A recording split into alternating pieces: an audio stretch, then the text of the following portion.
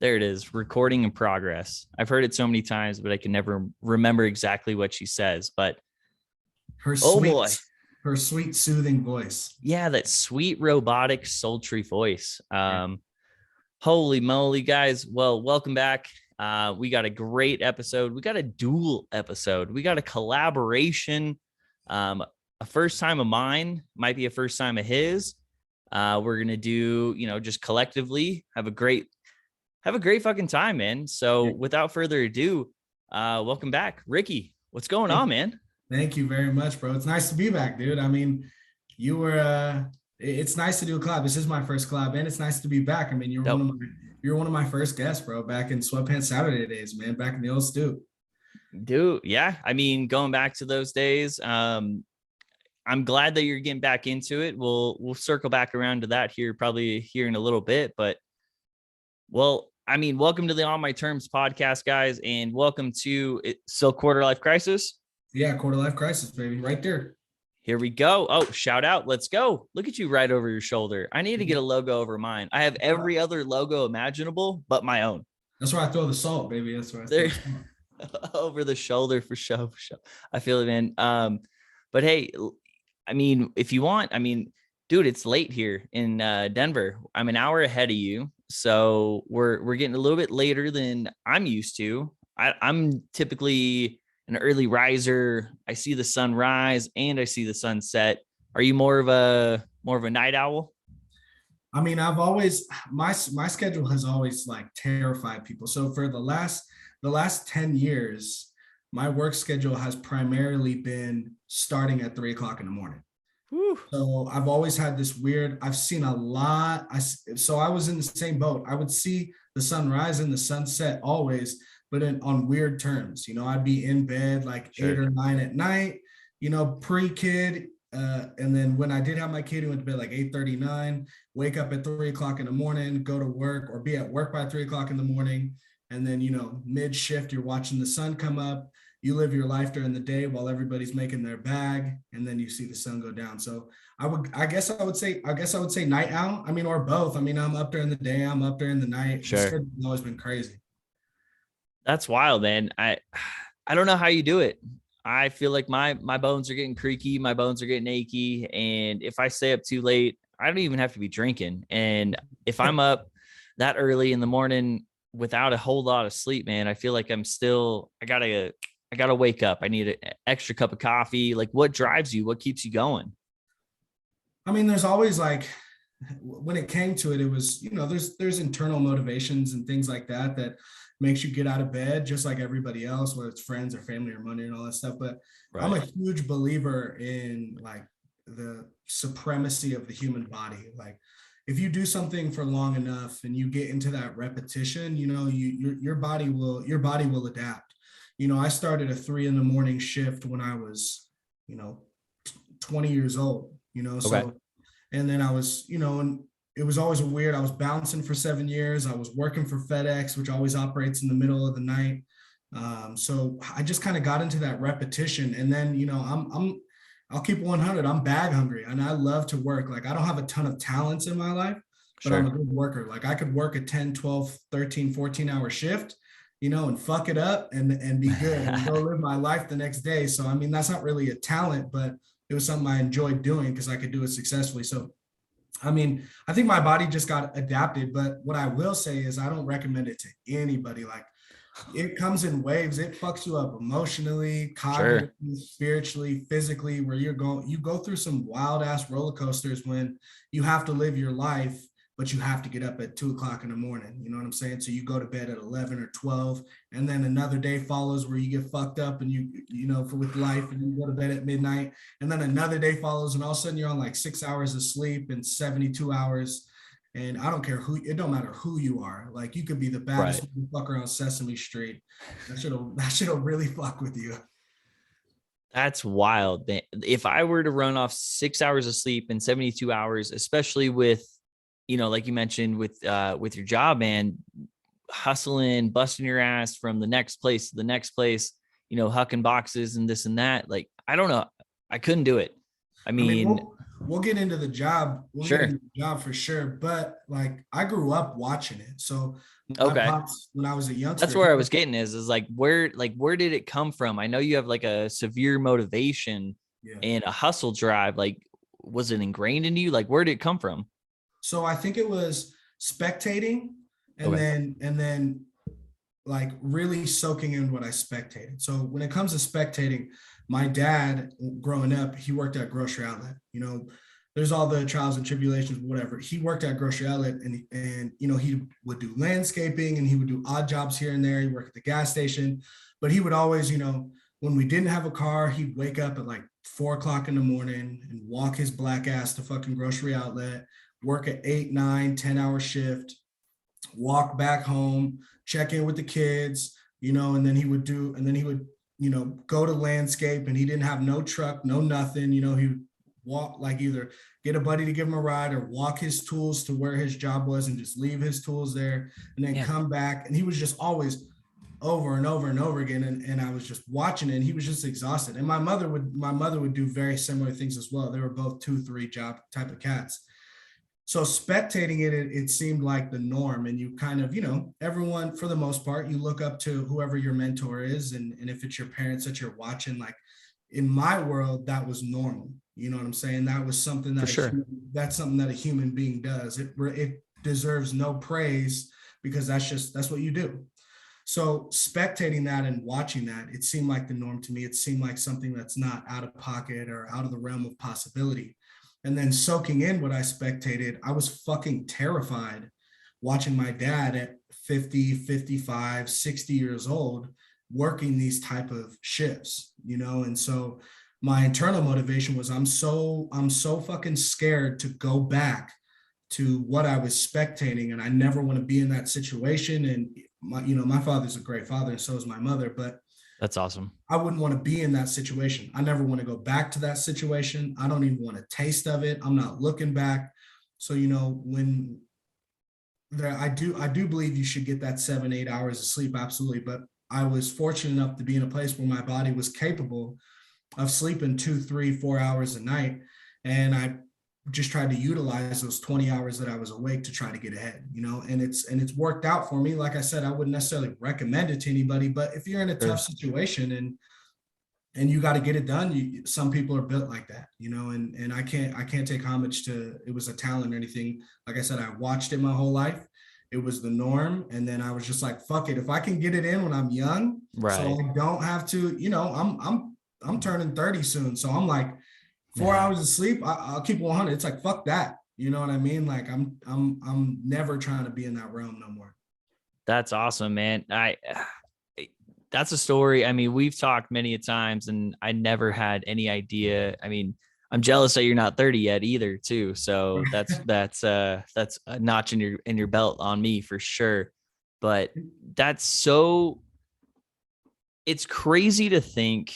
I mean, on the complete flip side, like I didn't witness that so much as a kid, but I had, similar hustle drive. But with what you're saying, the fact that what really stuck with me is like the extra hours in the day. You're like, Right. okay, if I can wake up early and go to bed late, that gives me extra hours in the day to do so much extra things, whether it's get the bag, extra time with the family, be able to, kick your feet up or whatever. At what point was there a moment in your life that kind of sparked that gusto that, hey, we got the time, let's go get it? I think it was more calculated, you know. So Okay. and it really started when I was in college. I went to Humboldt State and I played football at Humboldt State, and I was a bouncer and I was a package handler at FedEx. Now, doing that, I was just Okay. young and having a good time. And I needed some beer and weed money. You know what I mean? So Right. like, Don't so I we was, all? yeah, you know, I would go to school. I go to school from like 8 to 2, and then I do football from like 2 to like usually about 6 or 7, you know, and then I'd take care of whatever I had to do for a couple hours. And then from 9 to 2 in the morning, I would bounce. You know, this is like Dude. Wednesday, Thursday, Friday, Saturday. And then I would go home 2:30, I would crash. but I was scared I didn't wake up. So I got my homie who played football with me to work with me at FedEx because our sort started at 5:30 in the morning. So he would always come into my home. I left my fucking door unlocked. He would come into my home, wake me up at 5 o'clock. I'd put my shit on. We'd go and we'd hit our shift at 5:30. We'd finish at, it was a quick little side gig, 7:30. And then we go straight to school and we just repeat. So I kind of got used to that. Damn. In college. And it was just, like it's how many days a week was that? Wednesday, Thursday, Friday, Saturday. Ooh, 4 days a week in college, classes, football, the whole nine. Yeah. I mean, I've had a fucking motor. When I was in college, I was president of 2 clubs. I was president of SAC, which is Student Athlete Advisory Committee. Okay. And I was president of ADAP, Alcohol, Drug, and Abuse Prevention for HSU athletes, which is very ironic because I sold most of the athletes their weed. So I was like sitting at the table like, yeah, no, we definitely should look over there. Yeah, no, this is the word on the street. But I'm here to talk if you need me. Yeah. But so when I got it, that was just for fun. But when I got into a little trouble and I dropped out of school. I dropped out of college and I went home and I was blessed enough to get a manager job at FedEx, but it was in South San Francisco. Now I'm, 21, 22 years old. I can't afford to live in the city. So my family lived in Sonoma County, like Petaluma, Santa Rosa, all that stuff. Yeah. So really it was calculated. I had no car, right? And my work was in San Bruno, which is just south of South City. So it was really like, how can I accomplish taking this manager job and trying to start a career with no degree or nothing like that and make some money with, the resources that I have. So this was probably my best friend in the world, Teo. He thought I was a psychopath because I lived with him for about a year. So what I had to do was I would wake up at like 6 in the morning or 7 in the morning, and I'd walk it was about a half mile, a little less than a mile to the bus stop. So this bus stop, I would get on the bus and I would take the bus from Rohnert Park all the way down to San Bruno. To Civic Center, which is downtown San Francisco. Oh, just roughly like 70 miles. Yeah, that's not a short trip for anybody that doesn't have a compass or Google Maps up. Rohnert Park to Civic Center. Google that and realize like how far that shit is. Yeah, so then and that's like, you got to stop at every stop. So that's, it was a 3 or 4 hour bus ride, something like that. So I would get off there and I'd get off around noon at the Civic Center, and then I walk down to the BART, and then I'd get on the BART and I'd take the BART down to San Bruno. And the building that I worked at was about half a mile away from the San Bruno BART station. So I'd walk to work. I get there about like 2 o'clock, and then I would work from 2 to 11. And then the last BART going back up to Civic Center left at 11:30. So I'd walk up to the BART station. I'd catch BART. I'd get back at like 12:30 to the Civic Center right by the Capitol in downtown San Francisco. And then the last bus was 1 o'clock in the morning that left the Capitol. Now, the thing about public transportation I didn't know is if you're the last or the first bus, you have to stay on time. You have to sit. If you're early, you have to sit until the time is allotted. So I wouldn't get back to Rohnert Park till like 4:30 in the morning. And then I'd walk my black ass to my buddy's house, climb onto the couch at like 5 o'clock in the morning, and wake up like an hour and a half later and take it back to the bus station. I would do that 5 days a week. And then Saturday, Sunday, I was a painter. And then I worked as a busser at a restaurant called Graffiti that was owned by a good friend of mine. So that was just, and then I did that for like almost a year and a half, and then I stacked some dough and bought a car and things got a little easier and I continued to progress. But when I look back, the capabilities that I had in me, it makes the jobs going forward a lot easier. I continue to reflect on that shit. 100%. I mean, I rarely, doing podcasts, like we don't get rendered speechless very often. I mean, that's a story that, we've talked, like I said, you never hear, we don't know a whole lot about each other's like past and stuff. So this is something else, man. Not enough people, especially in today's day and age, man. Like everyone's like, okay, well, I got a job offer here. Maybe I can pin it against this person, pin it against that, and like, maybe unemployment. It's such a different, it's a different environment. And you're definitely raised in that, like, quote unquote, like that old school mentality. Yeah. And it's a whole different mentality that not enough people, in my opinion, have anymore these days. Like, And I don't speak on that much. There's only like a handful of people in the world who know that. sure. Hopefully more after this podcast release. But Yeah, the whole world's about to know this. the recommendation that I put out to people when I talk, because I'll coach kids and I work with kids is, Right. none of that stuff, like that story, that's not for anybody. So, a lot of people want to talk about their trials and tribulations and their adversities to kind of compare it. But like the things that I did there, that shit was for me and the people around me. Right. That's only for you to know. And if you keep that, you kind of hold that internal pride that you've tackled those tasks or went through those adversities or calculated how to navigate through life on a rough patch, and you keep those close to you, then when they do come out, they're much more meaningful. You know what I mean? They mean a lot more, so 100%.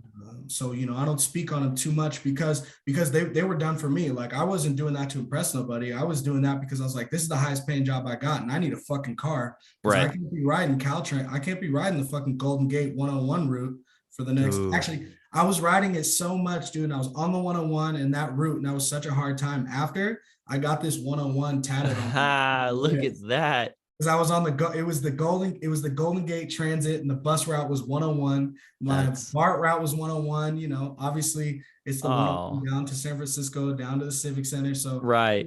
It holds a special place, for me. And then when it does come out, I try to it has to come out at the right time in the right place, and to empower others. Because if you do go through things like that, you can belittle people very quickly, and it becomes a comparison game. But if you use adversities in your life to empower, that right. The more you can do it, it's capable, it's possible, then that's when I like to preach about shit that I did. That's funny because I love that you just said, it's not about a comparison, because right here in my notes, I wrote down everything that you were saying encapsulates, in my opinion, it's not about a comparison. It's about the outcome. Correct. It's not the journey or the, the destination or whatever, but it's the mental drive, the mental capacity to say, hey, I have a goal. I want to accomplish this, and this is what I need to do it. It's not comfortable. It's not easy. It's not clean, but it's what the fuck I got to do to get to where I want to be. Yeah. And, like you said, it's not something that you sell as a sob story. You don't sell it as like, oh, woe is me. You just see it as like, every day I went to work, I did this, I did that, and I did it to get to where I want to be. And right. That's so commendable, because too many people take that same story and they just fucking ring it and tell everybody they know about it. And, oh, what was me? Yeah. I have to get up at 3 a.m., blah, blah, blah, blah. You know what I mean? I did it to get out. I was doing that to fucking not do that. Right. So like, I don't try to look back at that. And like I said, if I do, I try to do it for good and to empower, because I don't want that ringing around in my head. What I want ringing around in my head is, when I got some extra cash, or, right. I'm only working one job, or I got money to buy my kid this, and then,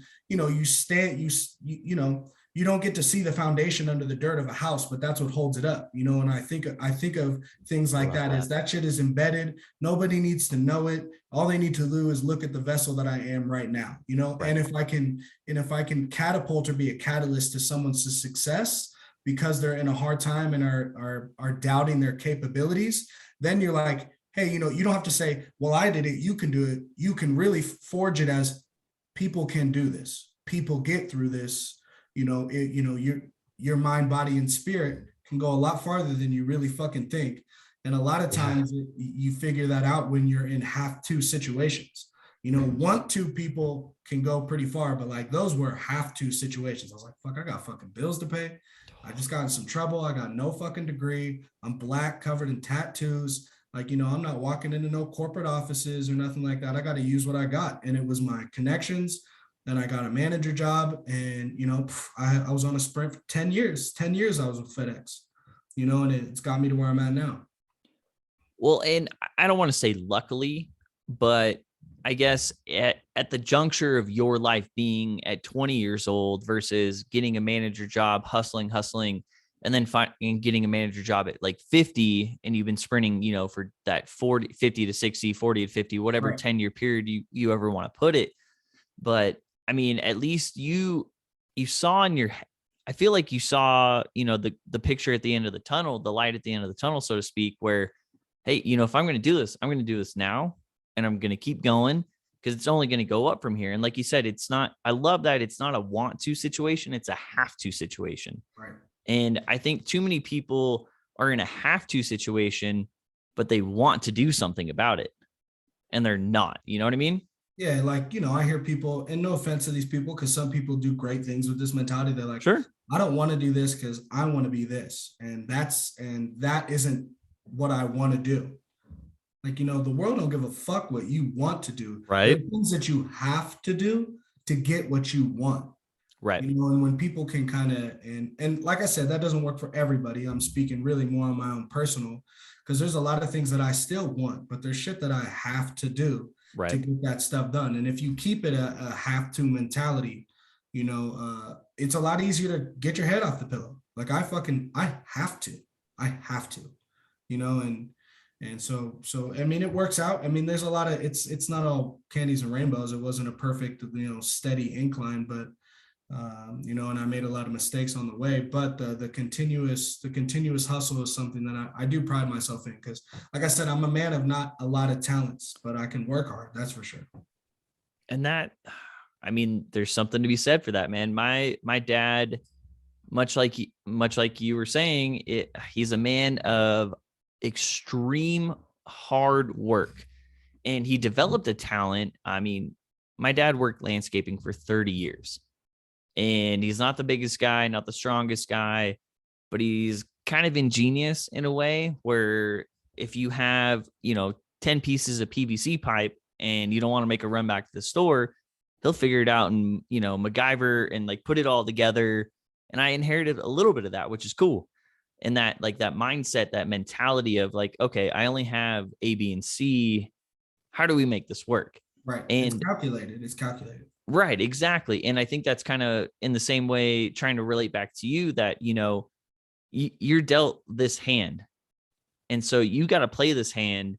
You're not going to fold it. I mean, you got to see what you're up against. Right.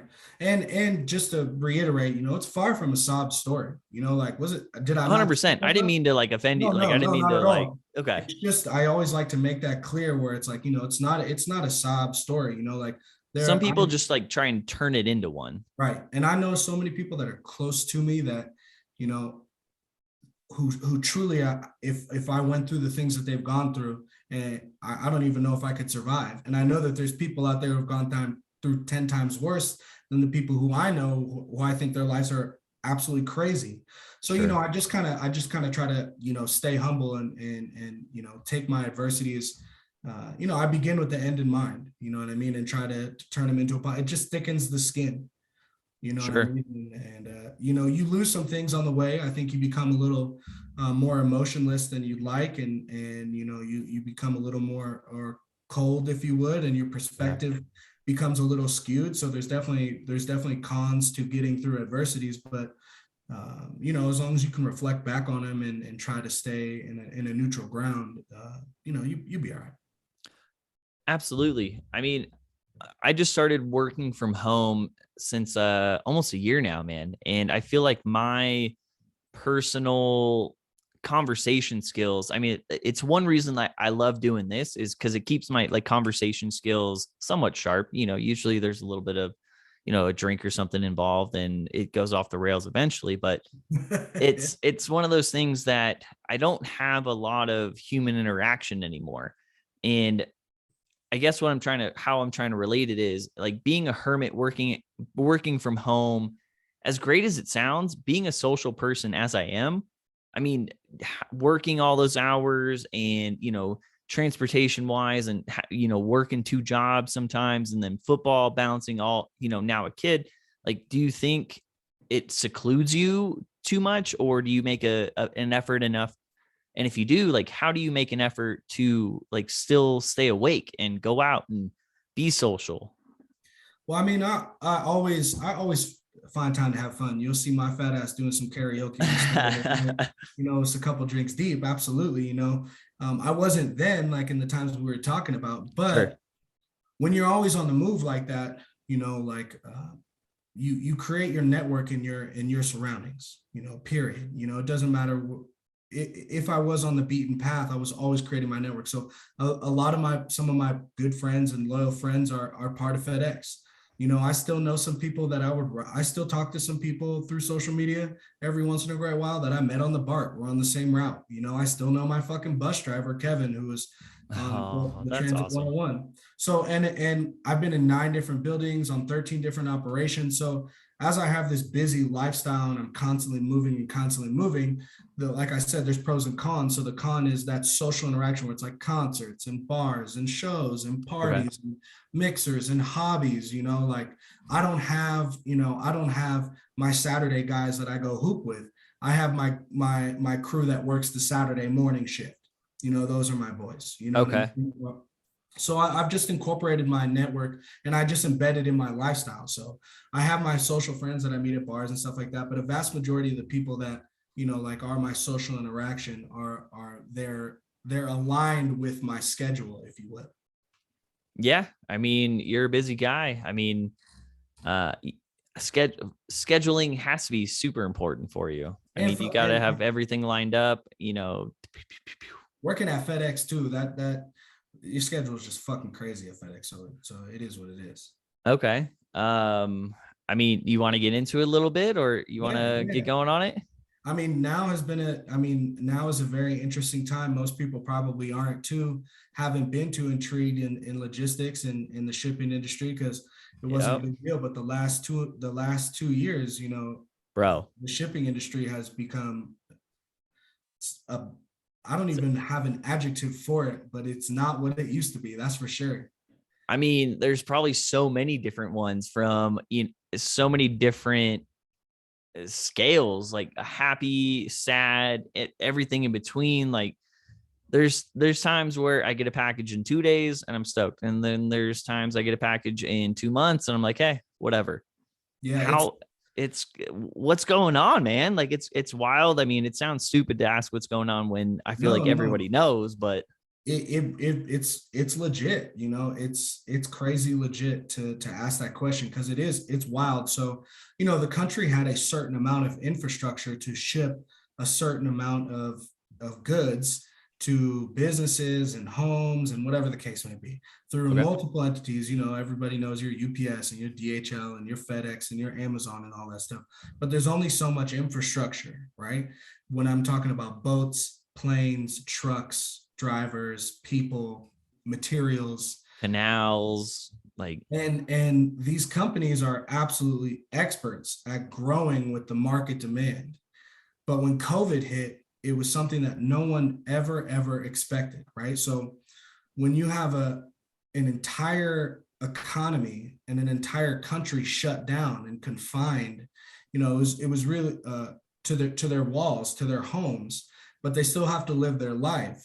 That's one thing. But the biggest twist was that the income, right? So people went from yeah. full-time, part-time workers to part-time spenders to full-time spenders, but the income was still coming. So usually you can balance out the market because if you become a full-time spender, you're not working and making money. So Oh, that's economics 101. The supply, demand, right. the curve. So It with the boost, with the unemployment, with the stimmies and all that stuff, sure. with the small business loans, people were still moving, right? So there was this massive influx. Now, a vast majority of people, surprisingly, they ship things to their storefronts. Okay, so you think about this: a Nike store, right, at a mall, at Meadowwood Mall here in Reno, they'll Okay. get they'll get 150 boxes filled with, each box has 10 pairs of shoes in it a day, Okay. right? So what is that? 1,500 pairs of shoes a Right. day to their storefront at Nike or Foot Locker or whatever. Now you shut the mall down. right? And you put people in their homes, but they're still making money. They're still buying their kicks. So you went Sure. from a driver delivering at one stop, right? 50 boxes or 150 boxes on a dolly to 1,500 separate different shoes being shipped out to individuals at their homes. Oh, so Right. you're tenfold now. So you multiply that by all storefronts, restaurants, businesses, so you think of corporations like, I don't know exactly how they did it, but let's say Apple, for example. Apple has massive headquarters and they have big business buildings and skyscrapers in San Francisco, right? Right. They send all of their employees home, but there's still things that need to be had. Office supplies, whatever the case may be. If they can't download it, some type of literature that they have to send out, whatever the case may be, right?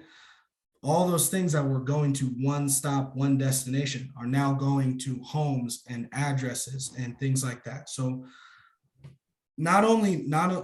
Oh man. think about that with your regular influx. So I can just speak to the company that I was with. We'd roughly get about 5 million pieces into the network a day that enter the network, right? Okay. And when I say network, I mean they come into our system that within usually from 3 to 5 days, they'll land on a doorstep or a storefront. Okay, about 5 million new ones every single day. How much is in the system fluctuates. You could have anywhere from 15 to 20 million in the network every day, just because there's that 3 to 5 day lag, if that makes sense. Okay. Okay. Sure. Now I'm so intrigued. Sorry. Like I'm just zoned in right now. No, you're good. You take that number. So let's say you take your 10 million and we use let's say, the Nike number was a good one. We went from one stop to 1,500 stops. Let's lower it. And let's say one stop to 100 stops, just to be easy. So Sure. you take your 5 million pieces and you times 5 million by 100, right? You have 500 million. 500 million. Now, think about that in so stops. Stupid. Think about that in stops. Okay. So not only was that a massive change in the industry, okay, that's a huge change in the industry. But what really threw everybody for a loop was our infrastructure. No one's infrastructure was ready for that. Nobody. I don't care how badass Jeff Bezos is. Amazon got their shit fucking pushed in. UPS got their shit pushed in. FedEx got their shit pushed in like a bad day on the yard. Every single one of them, right? So you have that, but now check this out. My sort that I was working on March, or I came to an outbound. So we're in Reno and we're shipping out to all four corners of the country. On December 17th, 2019, we broke a building record on the outbound work, 339,000 pieces in a week. Okay, that's a lot of pieces. That's a lot of a lot of pieces. It's a lot of stuff, man. From March 18th, 2020 to today, that sort has not run under 650,000 pieces in a week. Oh boy. So I can't do the math off the top of my head, but you use this algorithm of the stops breaking up and the amount of how the workload has dispersed because everyone's at home and all the shops are closed. And now you 2x the amount of volume that comes into the network. How many routes do you think you guys run off those 650,000 pieces? So for mine, I don't even know the number. So there's preload and there's outbound. Outbound, I was on for 2 years and we ship out to all four corners of the country. So I was loading big truck to big truck, right? So okay. But our preload in the morning, that's what I worked for 10 years at 3 o'clock in the morning. We load into the vans that you see go around and deliver to the homes and things like that. Sure. So if you work 30,000 pieces, you're going to run roughly, I would say anywhere from 300 to 400 trucks. Jeez. And that's just 30,000 pieces. So then the preloads double. So you multiply that by 20, 30 to 40 becomes, oh my goodness. So you figure 20 times 30, that's 600 trucks.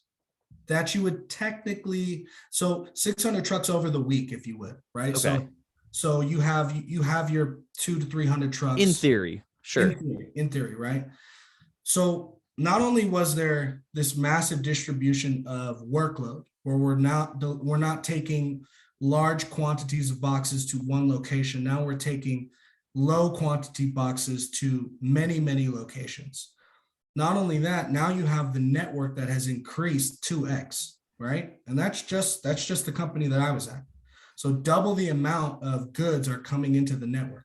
How the fuck these people are buying all this shit with an economy shutdown still to this day is unbeknownst to me. Like I still don't understand. And I was running the operation. I'm like, where the fuck is this money coming from?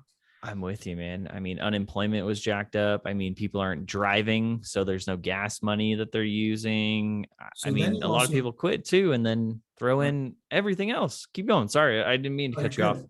and then the third strike of it was the staffing, right? So to double your staffing is one thing.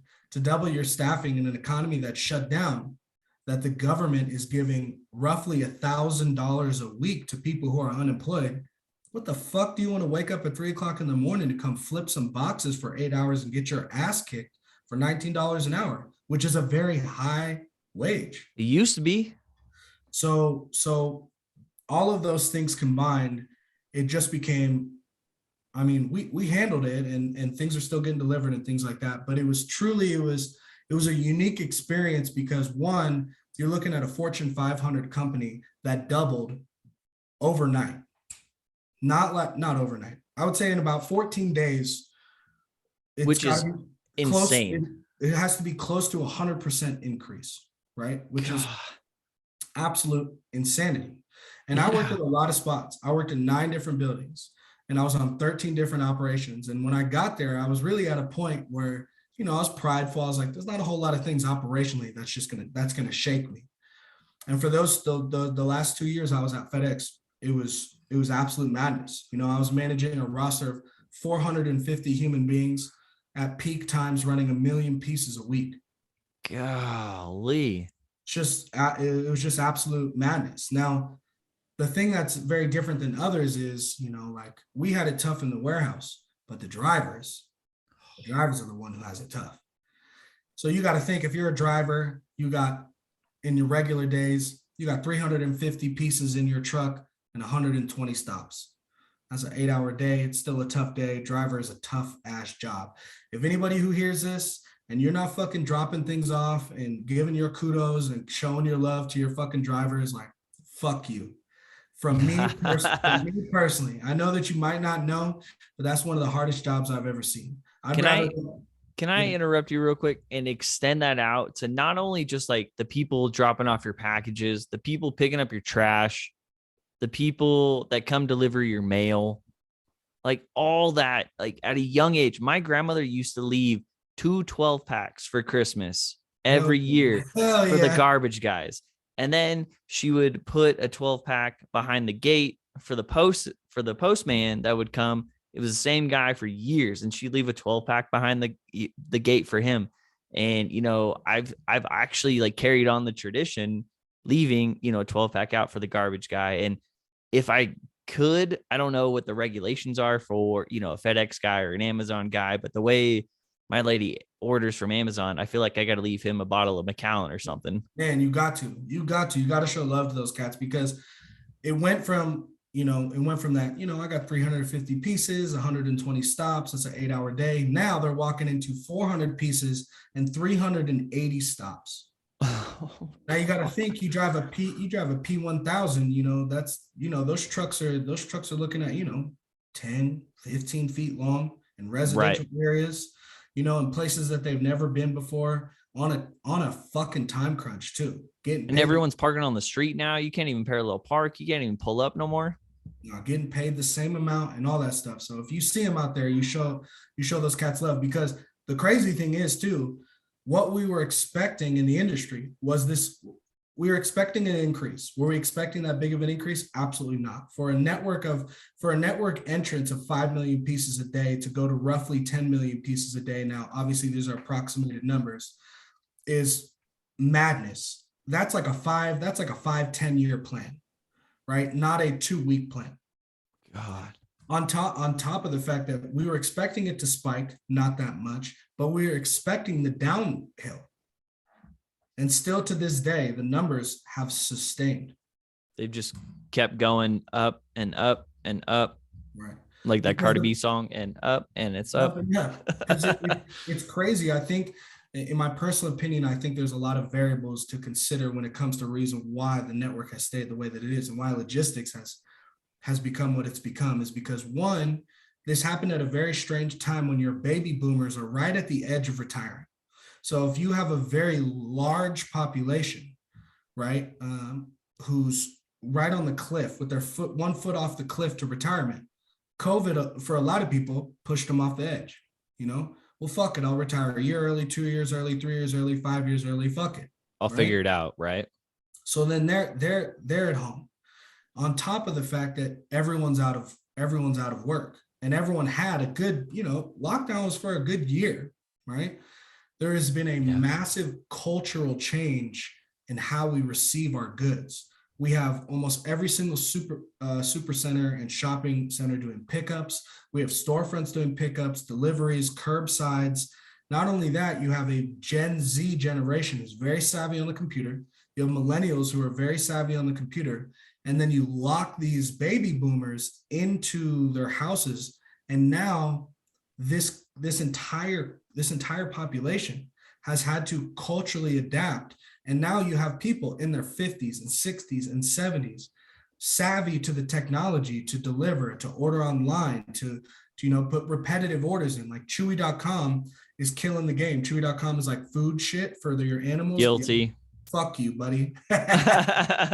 But when you it's so nice. I tell you what, man, it's so nice to set it and forget it. And I don't have to, I don't have to go to Petco. And granted, in Reno, I was down the street from Petco, or even when I was delivering off the truck, maybe I could sneak a bag of pet food, making a delivery or whatnot. But I didn't have to go as far, going from Stead down to McCarran. And now I don't have to worry about it at all. And it's just right there. So wipe the slate clean. Fuck COVID, fuck masks, fucks the vaccines, all that stuff's going. Erase it today. Who's going to go back?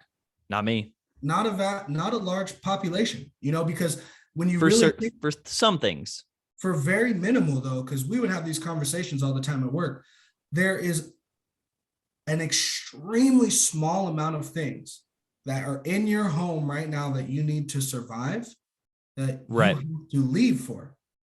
Like let's name 5. I mean, essential things that I have to leave for, or things that to live, you have to leave your home for. And I'm not talking about like visiting with family. I'm not talking about things that you need. And what's in your home that's in your home that you can't get at your home? That I can't order online? Is that the question? Yeah. Shit, man. I mean, alcohol's a tough one, but I mean, you have Drizzly if you're in a location that can deliver all that. I mean, if you want to go see a live event of sorts, you want to go to a concert, you want to go to a comedy show, you want to go out to dinner. But I mean, those are socials. Those are socials though. Yeah. I mean, essential. You can't bring those back into your home. There's really not. You can get couches, beds, refrigerators, appliances brought, installed. You can get everything that's in your room. You can get these mics. You can get a fucking toilet delivered to your house, shower curtains. Dude, I looked around here and I went, what do I have to go? And there was nothing. There's nothing in this room right now. There is nothing that I cannot order online, or at least find something comparable online. Actually, I'm looking at a binder of documents. So like a birth certificate or something. Like you can't go online and go get that, or a social security card or a driver's license, but it's about damn near it, man. Really? I mean, and they're getting better at it. I just renewed my registration on my car online. Yeah, I have to go do that. Honestly, I'm doing that tomorrow at 7 a.m. So that's going to be fun.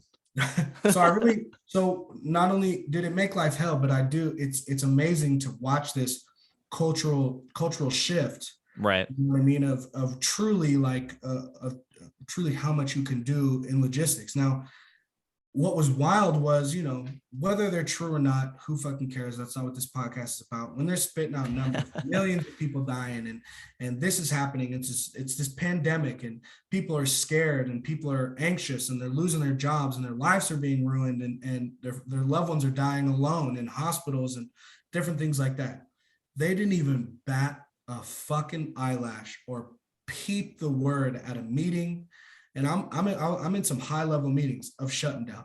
Not even, and I'm talking 450 employees in trucks that were all working together, moving one piece by one piece, interactions, 1,000 people, employees in the building.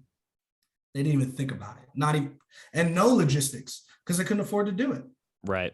It's been a while. It was a wild 2 years. Without speaking too much on the company itself, similar situation when I was in Reno, not a day went by. It was regular operations, operate as usual, and hey, we'll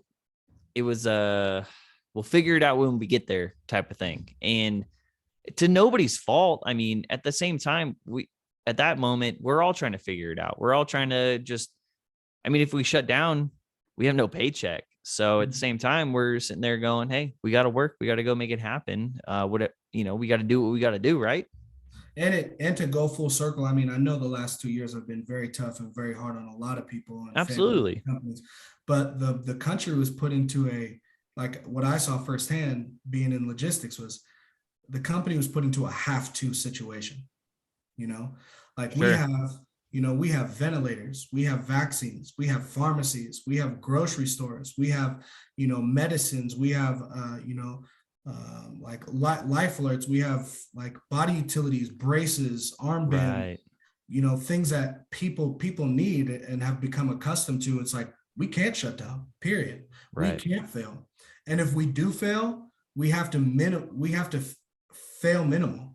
Like on the smallest scale possible. We would walk in for literally 500 days straight, knowing today we are going to fail.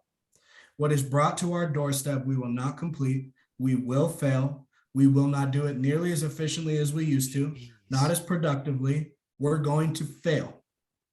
Now, on the outside, when I reflect on it, massive win. And I tip my hat to every entity. I'm not biased to one. UPS, anyone who was shipping, and anyone who's out in those trucks, and anyone who's managing these warehouse and engineering and doing all this stuff, they were put in a situation where there was no more roadmap. There was nobody to call. Right. It was grab the reaper, bitch, and cut that grass down yourself because it was, that's it. You're in fucking tall grass. Let's go. Let's get it. I mean, so, it was a wild 2 years, and I actually November 15th, I ended my 10-year sprint, and I actually left FedEx. Oh, what? Yeah, I was gonna bring that up on the podcast. Yeah. Oh shit. Okay. That's what I was willing to, and that's why I wanted to really tip my hat to the company. I like it. Yeah. Leave. It was a big chapter in my life, but logistics still, like, if you're ever thinking, if there's anyone out there thinking like, man, I don't really care what it is. I just want it to be stable. Just know that, like Cuba's got to aim some fucking nukes at us again for them to even think about shutting down the warehouse. I'll tell you that right now. It's so true. I mean, I was going to ask you, I had a backlog question going back with, all the pieces and everything going in, going out. And not only were there so many outgoing packages, but so many companies welcomed returns. So you guys were not only like, you guys were almost coming back with half as many packages as you're outgoing with at that point, right? Yes. Oh, absolutely. And it was huge because you can't, like, mattresses. You can't walk in. No. You can't lay on a mattress. You can't test the mattress. So every single mattress company put a 90-day rebate. Oh, or like a purple that has a 100-night guarantee. Fucking those purples are crazy. I don't know how they suck those king size mattresses into those little ass purple bags, bro. Or a Casper. It's like a deflated sleeping bag it's like one of those the rafts that just go poof on an airplane. And also, what's wild too, what people really don't understand, and would be tough to understand if you're not in the industry, is, say what you want about the fool, whatever. I don't give. He's a piece of shit. But Trump was always barking about how nothing's made up in here, right? Right. And it was facts, because what we saw was the docks and all these fucking goods. When our network doubled, we had to travel them at maximum distance because they all came in on the coast instead of manufacturing in Central America and going out, cutting the distance in half. So it was just wild. Like the amount of miles. I would love to see the amount of miles that were driven through these entities in the last 2 years, because it would be there were literally times where we would be on a call, and I'm talking with big wigs, private jet motherfuckers, Okay. and they're literally not like, well, we might or whatever. It's like, we have no more trucks, all the trucks are full. What? We're like every truck in the company. Scrounging inventories. Like, I remember there was a good 3-week period where we were calling Chicago and having them truck empty trucks, because that's the only hub we could find with empty trucks, because all the merchandise was there was just so much. And because with how quickly it came in, you can push it as much as you want. You can bring it into the network, you can have it sit there, but it's all about how quickly can you deliver it. So you increase your stop count 10-fold, 100-fold, your productivity plummets. So these drivers out there who are hustling, instead of having 150 stops and completing, they have 350 stops. So what they got done in 9 hours, they get done in 4 hours now. Or, you know what I mean? Right. So it slows everything down. And if you can't pull it, then there's no point in pushing it. So that's how a lot of logistics operates. It's a push and pull method. Okay. They were pushing so much freight into the network because they weren't going to say no to it. No, what company is going to say no to money? We couldn't pull it.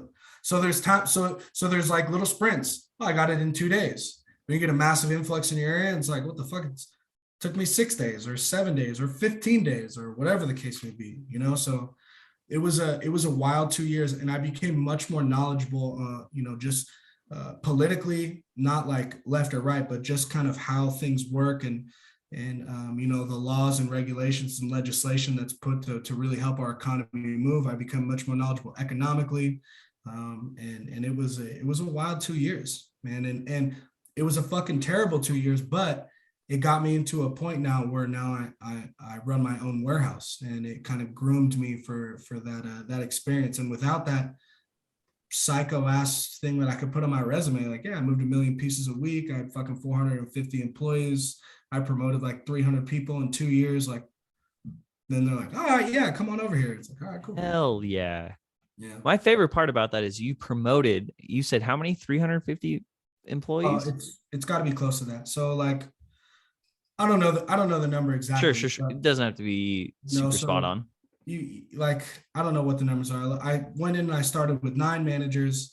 I walked away with 30 managers, and each one of those managers were probably promoted 2 to 3 times, from package handler to trainer to part-time manager to full-time manager. So 4 times. And then some people left the building on promotions and whatever the case may be. So, it's in the hundreds. It might not be 300. Maybe I'm overstepping my boundary there, but sure. a large amount of, people that, it was a massive workforce and not me. I shouldn't say me. I was blessed with an amazing team around me, and peer-to-peer training and the support that I had, because I'm not training 450 people. That's for damn sure. But those people I had the opportunity to watch grow and promote, and so it was a crazy couple of years, man.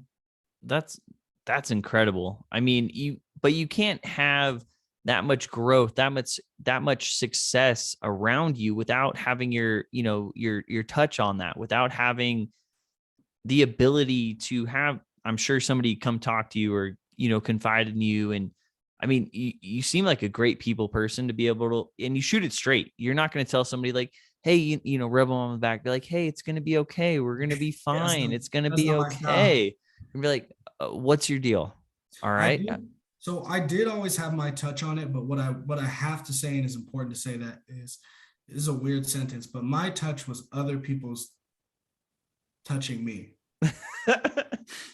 I saw the You hesitation. know what I mean? I But saw the hesitation, and it is warranted, but I get what you're saying. Like, because I was, like I said, elaborate, like break it down. Like, I know what you're saying, but so um, so I operated in 9 different buildings, right? So and that's just where I was stationed. I've been in probably 20 FedEx buildings. Now, every single building, uh, FedEx runs in a linear fashion. Policies and processes, rules and regulations are all the same. Really, the only and terminology and all that. Really, the only difference is the size of the building and how the belts are laid out. Right. So it's very easy to transfer and promote to other buildings. And they would utilize their resources to send people like myself or other talented people or whatever the case may be to go and help out other buildings in need. But when you go to so many different places, I feel like in FedEx, I traveled the world. I traveled the world of FedEx. And I got this massive education because there's all these different types of management, there's different types of styles, there's different types of people, populations, cultures, ethnicities, beliefs. There's different types of fatigue, whether you're 10-year or 5-year or brand new or young or old or, old school or new school. And I saw good management, bad management. I saw good employees and bad employees. And I just got immersed in so many different varieties that I just became, I would say, when it comes to logistics, like culturally educated. So I got to see a lot of the good and I got to see a lot of the bad. And I was always very nosy. I would try to steal all the good and learn all the bad. So when I did get to a place, I would say like relatable or adaptable to situations because I don't just have one style. And I got that from all the people who brought me up and mentored me through this company and in life as well, people outside the company as well. Moving from, working in Fremont and San Bruno and Windsor and Reno and, all these different places. And then so when different people come up to you, different people that you're trying to groom and you're trying to grow and educate, management isn't a one-way street. So I was able to adapt accordingly to give the best product that I could to the people that I'm trying to develop, right? sure. So, and with that, this is a random thing, but leaving FedEx, I've become obsessed with cultural ignorance, and I've had this massive drive to want to travel to different places in the States and out of states, especially now having a kid. And my parents did just well enough to be the poorest Black kid in a white neighborhood, so I wasn't moving around. I wasn't moving around too much, but I got to kind of like in this little hyper circle of FedEx, I got to travel the world in my own way. And I've just become obsessed with meeting and learning from all these different perspectives. So I've kind of fallen in love with this obsession of traveling the world and traveling the country and taking my son with me. But that was a little off topic, but yeah, I mean, so I love it. Keep going.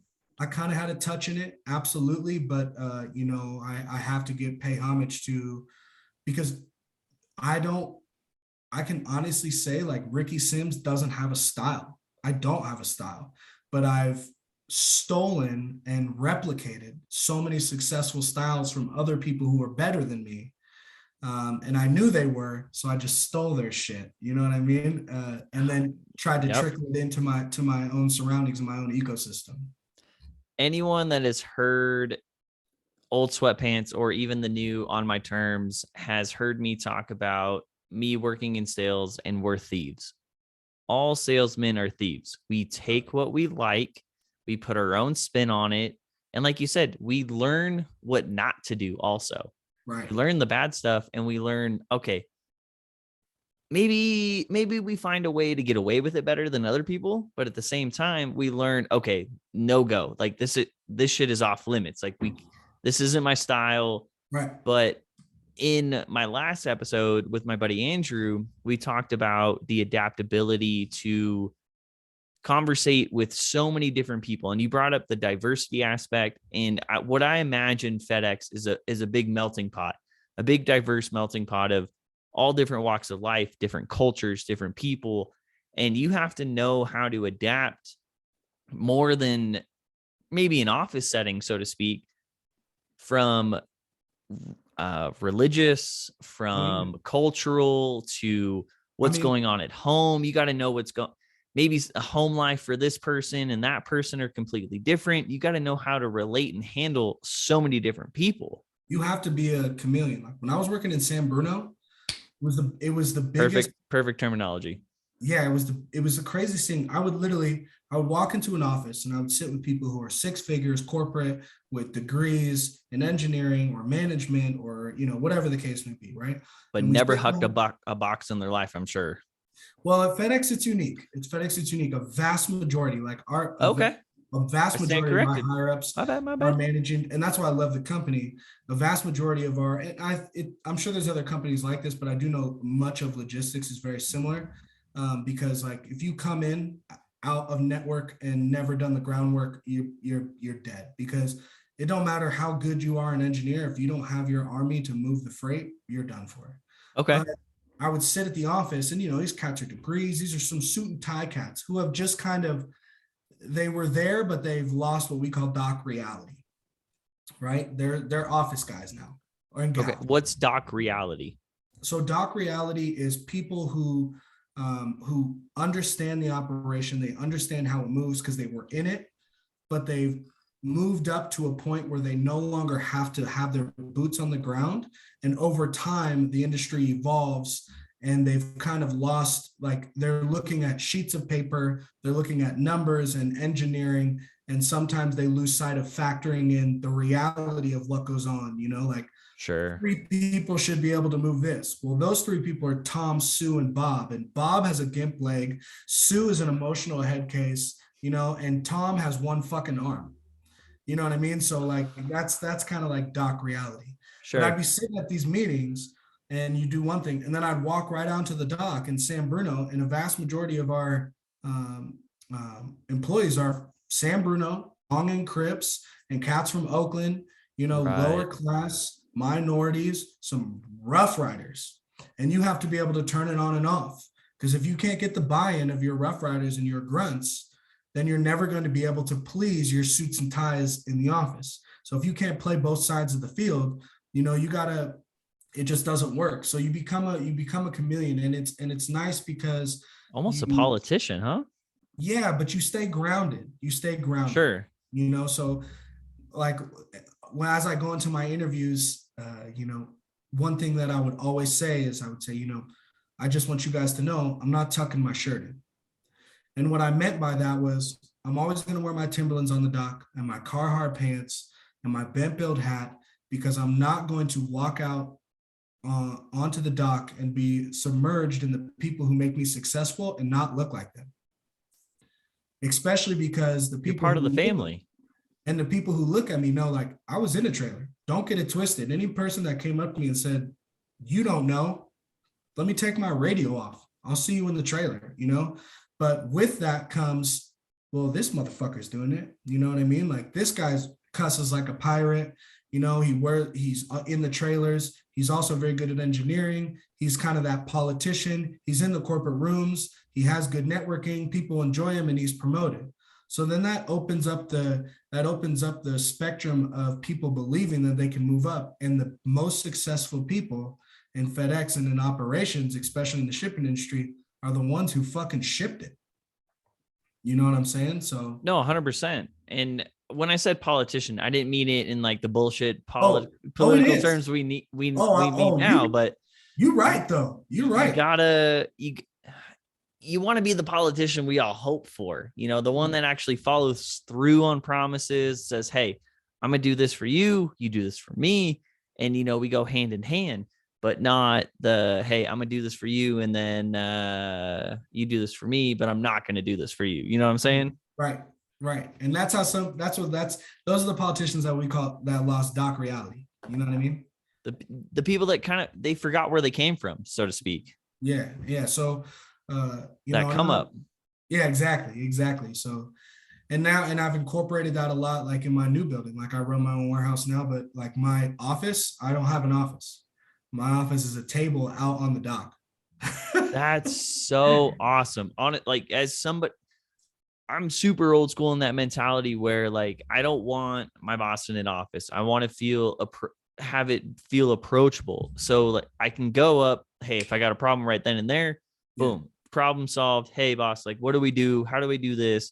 Okay, cool. Show me. Good. I'm good now. Like, you Yeah. don't have to give me a whole lecture. Just show me how to do it once and I'm good. Like, don't hand me a pamphlet. Don't do, a lot of these new age kind Yeah. of Those o- managerial skills. those It's a office little boys, different. those office boys, we call them desktop jockeys. Oh, dude, it's I can't. It's different, man. Going from a truck that I was on in the trade, talking to people, like you said, from all walks of life, from here, from there, everywhere, going to an office job, it's changed me. And I'm hoping, I told my boys that that they just came out and visited me, that, their trip was a huge like eye opener, that I got to get back out there. I got to, shed the hermit shell Right. and get back out there. So I think this is also something that's really motivating me, really pushing me to, get back out there, make more connections and build those relationships a little bit higher, maybe a little bit tighter. They're there. I mean, nobody can see this, but they're here, but then they become here. And I think that's going to be, vital moving forward. Yeah, we live in a world of networking, man. I mean, I can't talk about a lot of my successes in life, even though they're few and far in between, because of the things that, that I solely did. It's always been my network. It's who I know. It's, your network is going to open the door, and it's the bad motherfuckers who kick the door open when they see that it's cracked. And so networking is key. And you lose talents, you lose savviness, you lose awareness, you lose reaction time when Yeah. we're pack animals. At the end of the day, it's in our blood, it's in our DNA, and we thrive when we're social and we're moving. And if you do find yourself cooped, like a lot of people have, a vast majority of people have, there's, I think, and I'm not saying you, but I think a big piece of the population will see that they've lost a lot of their talents. Like I have people come visit me from California. California is not like, COVID exists out here in Reno, but not really. It ain't Cali. Like, we're out partying and nightclubs are open and bars are open and restaurants are full capacity. And Same thing here in Colorado, man. Everything's open. Everything's wide open. Maybe you got to wear a mask, but you can just rip that off. It's like old school Reno. It's really like, when you wear a mask in Reno, you wear it for 5 to 10 feet because you're walking from A to B somewhere, and The you do it door to sit your ass down. And yeah, and you do it out of respect to, the companies Sure. that are trying to stay open and stuff like that. And then, if I'm in a fucking hospital, or if I'm around a lot of old people or whatever the case may be, my ass has a mask on. Sure. But like, I have friends who come out from California, and I'm like, it's like, it's weird. Like, I feel like I just picked somebody up. I got abducted, and they're hella skittish on the real world. Like, they're scared of everybody. They're like seeing lights for the fucking first time, like cars whipping by fast. They're like, you know what I mean? Like, yeah, Like a dog looking out the window. it's interesting. It's very, very interesting. So they're like, their hands aren't calloused when it comes to the world, like they're not Right. using those talents anymore. And what's weird is my buddies came out from Cali too, and where they're at is so different than what I hear and what I've experienced elsewhere in California. I went on a work trip for a week in LA, and God, if I went from everywhere from Santa Maria all the way down to like Van Nuys and Venice and all that. I heard LA's nasty right now. Bro, it was bad when I was there, 6-7 months ago. I can't even imagine what it is now. Walking up and down Venice, you got tents, you got homeless people, you got needles, you got like meth pipes cracked out, and it's wild, man. It's so crazy. And I've heard stories about San Francisco. I haven't been in God, what was it? I think the last time I was in San Francisco was 2014 for the Giants parade. Right. And even then it was getting wild. It was the Wild West, man. San Francisco has always been crazy. Like a meth lab. Yeah. Well, people weren't like shitting on the streets deliberately and like busting in Gucci and going through a whole like hoarding process. I mean, you had Mission and it got a little ratchet, but that was it. I mean, everything was more concentrated. You knew where to avoid. Everything was, It was kind of like The Wire. Do you ever watch The Wire? No, but I know exactly what you're talking about because I spent a lot of time in the city. So they would have things like the Castro and Right. the Tenderloin. They're like, yo, if you just stay in these fucking 10 city blocks, we won't fuck with you. But now it's like, See nothing, hear nothing, say nothing. yeah, exactly. It's so crazy. And then, I mean, you look at Reno. Reno's cracking. Like it's the You know, same old. As long as you're not driving through the spaghetti bowl at 7:30 in the morning or yeah. 4:30 in the afternoon, you're good.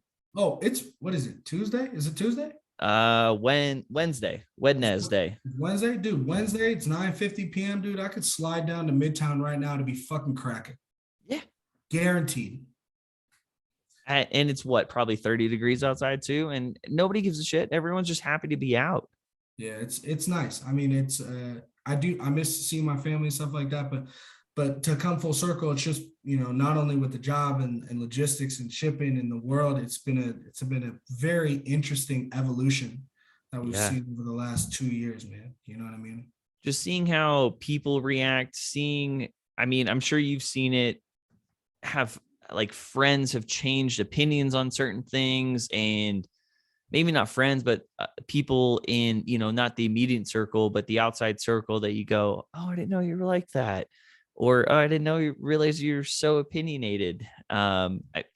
People used to be a little bit more in the closet, not in like, not in that old sense, but just everything is so much more prevalent. And I feel like people are speaking out so much more. Like, I mean, it's kind of off topic, but have you like experienced kind of a little bit more like Uh, vocalism and like kind of, you know what I mean? I don't know where I'm going. You know where I'm going with this, no, but I like know exactly where you're going, and I'll tell you this: I'm gonna keep it 100 with you on your podcast because I fuck with you, and I know you won't judge me.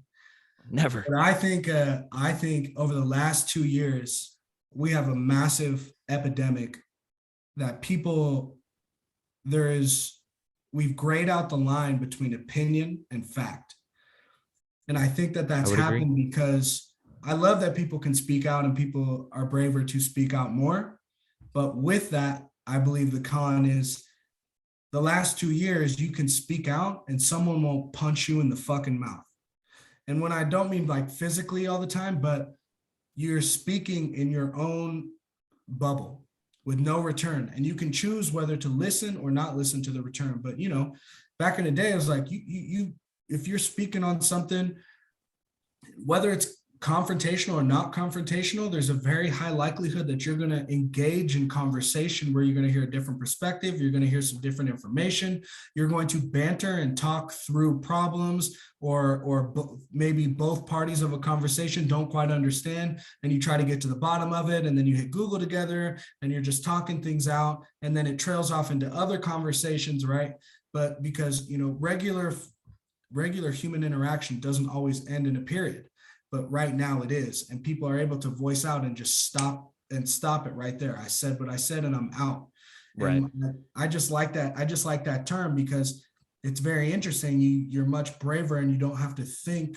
You don't have to bring critical thinking to the table if you're not worried about being confronted. And when I say confronted, I mean being spoken to, Sure. or Not even physically. physically, right? At a point. Sure. At No, a I'm point. with you. Try to And cover your ass here for a minute, but let's go full. Let's go no, full on. but for real, to protect, your and with no fear of your counterpart, Right. so which is very interesting to me. Like I'm very opinionated human being, but anyone who knows me very closely, unless I'm very versed on the topic, I keep my fucking shit to myself. And unless I believe it's the right time and the right place, and if I do bring up something that I'm opinionated about, and there's a possibility that there's an opposing opinion or an agreeing opinion, I need to be sure that this is going to be constructive, Right. and there is no critical thinking to that, right? There's almost like there's no pullback before you fire the gun. That shit's just always loaded. You don't Boom, think boom, boom, about it. boom. Yeah. And I think that there's pros and cons to that. So don't think that I'm like, like very on one side of that, but that is something that I have noticed. And where I come from in my upbringing is like, there are things that you say at one volume, and there's things that you say at another volume. And it has nothing to do Yes. with politics or anything like that or religion. It has to do with, you might run into a motherfucker that A, is having a bad day, and 2, don't like what you just said, and 3, will blast you. And probably knows more about the situation than you do. And will make you look like a fool, because, that's why I like, like I'm a huge fan of Gary Vee, and Gary Vee always talks about choose education over entertainment and do 10 to 15 hours on a topic before you speak out on it. And I've just fallen in love with that, because it's like, can you critically think? Do you understand another side of a perspective? Can you have a can you argue constructively with the conversation and rebuttal your opinions if someone rebuttals you? And that makes for education, period. Like I've learned some of my best life lessons and some of the most critical knowledge I have in my life through losing an argument and having arguments, but they're constructive. Yeah, 100%. I mean, nothing will humble you more than being proven wrong, factually incorrect. Then Right. you go, oh, damn, because there's no way out. There's Right. no way to justify your position. And I mean, I'm sure you had the same thing, the boys back in the day, you had to come with it. You had to come hard, whether you had to be able to hang and talk shit. And if something came out, you better be able to back up what you said, how you said it, and who you said it to. Right. And if you can't, someone's going to come back harder, faster, stronger. And then you got to be able to quit back. And then you got to be able to top that. And then it's an escalation game. And not even in just like talking shit, but if you were having a discussion or a debate, you got to be able to come with it. And also we approach critical conversations and arguments and disagreements in such a shit fucking manner. Oh, it's so true. I'll use it like this. You play in a football game, it's Travis versus Ricky, and Travis wins the football game 14-7. Travis is the better football team. You win. You're better. But that's not how critical conversation is. If me and Travis are in an argument, okay, and I think something is a fact and you think something is a fact, and it turns out you were right and I learned that this fact is correct because we had this argument, we're literally both the exact same now. We have the same amount of information. We're both as equally as knowledgeable now, and I learned something. Right. Yeah, I took an L, cool, but like I don't walk away as I'm not as good as Travis. I walk away with I literally know I know just as much as Travis. Right. Taking that L isn't a negative thing. Spin it into a positive. What a shit approach. Right. It's critical conversations and arguments. What a shit approach. And it drives me crazy because that's why I love doing the podcast. When my guests would come on, I'm like, who the fuck knows more about a topic than me? That's who I want to talk to. I don't want to bring nobody on about logistics. I'll run circles around you. Teach me something. You know, that's the whole point of this thing, man, is, the whole on my terms is it's talking to people about it. It's talking about to people about their specialty and why they're so good at what they do and how did they get there? Right. It's not like they woke up one morning and they're like, hey, you know what? I'm going to start a business. I'm going to do this. Or, hey, I am what I am today because I woke up yesterday. Right. Yeah. It takes time and it takes effort. It takes work and it takes a fuckload of just drive and motivation. And you know what, man, I wasn't feeling super motivated when I started this whole podcast, going solo and whatnot, but I made sure that I had somebody lined up and was talking to somebody. And before I felt terrible. Honestly, man, it broke my fucking heart to cancel on you. I never cancel on anyone ever. And I was so sick. I was coughing up a lung and nobody wants to hear, for an hour and a half, 2 hours, whatever. So I'm right there with you, man. So it's about a conversation. It's about learning something and having an open mind to be able to accept the information and let it permeate. Let it sit in your brain for a minute before you just have a knee-jerk reaction and say, no, that's wrong. No, that's not right. Fuck you. I don't like what you're saying on principle, not even factually. You know what I mean? Right. And also, like, I'll go to push and pull. push and pull method, it works in conversations. There's a lot of times where Not just weightlifting. I completely disagree with a human being, but I will let them rant on, and I will not tell my side, because there are times when, yeah, I need to soak up this information. Do I believe it? No, but it doesn't change the fact that some things that people say are factual or are true to their perspective or are enlightening, right? And this isn't for an argument. This is purely educational. And like we were saying, Stealing, like, thank you for this. Yeah. Thank you for this. And by the way, side note, I knew it was going to be all good when you canceled, bro, just because of our history, bro, because I know you were going solo and we were kind of getting back on the ball together. So, you always got my support. So no matter what happens, I'm always coming back on the show. You'll be on Quarter Life Crisis soon as well. So, you always got that. You always got that collab with me for sure. I appreciate it, man. And like I said, I felt terrible. I don't cancel. I'm not the person that ever bails. I'm never late. I'm the person that shows I'm the first person to the party. I'm the most annoying person. I'm the first person to get there and the last person to leave. So I'm a fun time if you invite me, but just know I'm going to be there the whole damn time. Yeah. But I appreciate the kind words, man. That's super nice of you and super supportive. And I can't thank you enough. You've always supported, everything that I've done, everything that, Vince and I did. Shout out to Vince. We love you. Appreciate you, man.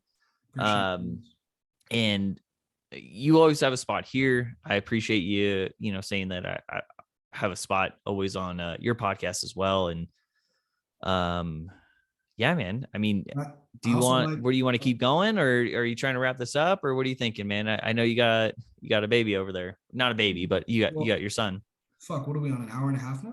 Yeah, something like that. It's already, dude, it's 11 o'clock here. So 10 o'clock there. I said we cut, and then okay, we can just maybe in a couple of weeks, we don't have to release it immediately or whatever. We could get back on and I was kind of hoping this would come out next Monday.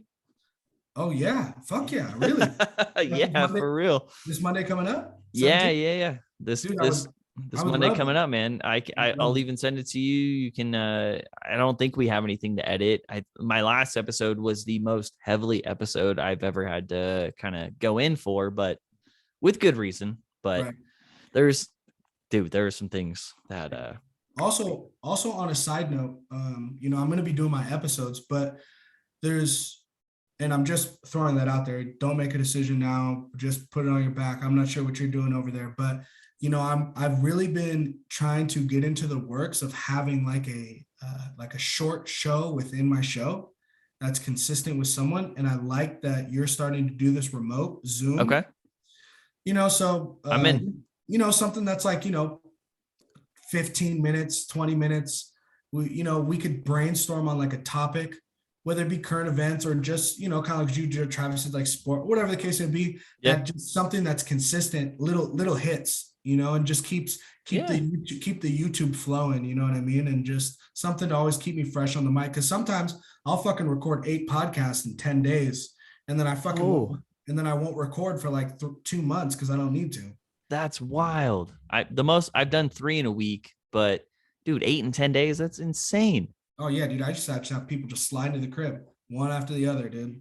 That's crazy. I think I like sometimes I'll do 2 in a week and then I have a little bit of backlog and then I can do 2 the next week. And so, I mean, consistently what I try to do is, release on Monday and every week, just boom, boom, boom, boom, go. But you know how to find me, man. You let me know. Cool. You give me 20 minutes notice. I'm there. I'm fucking there. You let me know, man. I'd be more than happy to be any part of what you got going on.